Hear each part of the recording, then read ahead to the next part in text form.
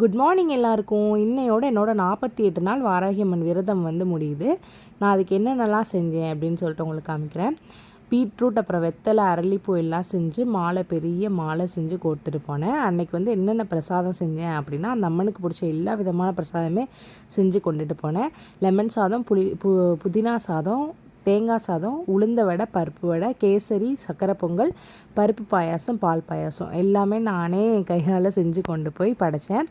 எல்லாருக்கும் பிரசாதம்லாம் கொடுத்துட்டு இந்த 48 நாள் ஸ்டாப் பண்ணுறப்ப எவ்வளோ கஷ்டமும் இருந்துச்சு. நிறைய நெகட்டிவ் இருந்தது. எல்லாத்தையுமே அப்படியே ஒவ்வொரு டேஸ்க்கும் ஒவ்வொரு விசிபிள் ரிசல்ட் கொடுத்து அவ்வளோ சூப்பராக வந்து பாசிட்டிவாக என்னை வச்சுருந்துச்சு.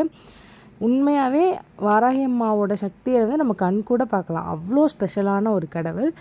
ஸோ அந்த அம்மன் பற்றி நான் டீட்டெயிலாக உங்களுக்கு ஒரு வீடியோவில் வந்து சொல்கிறேன். கண்டிப்பாக எப்படிலாம் கும்பிடணும், எப்படி வீட்டில் விளக்கு போடணுன்னு. அவ்வளோதான். நான் அண்ணி அக்கா தான் போயிருந்தோம். முடிச்சுட்டு 48 நாள் விரதத்தை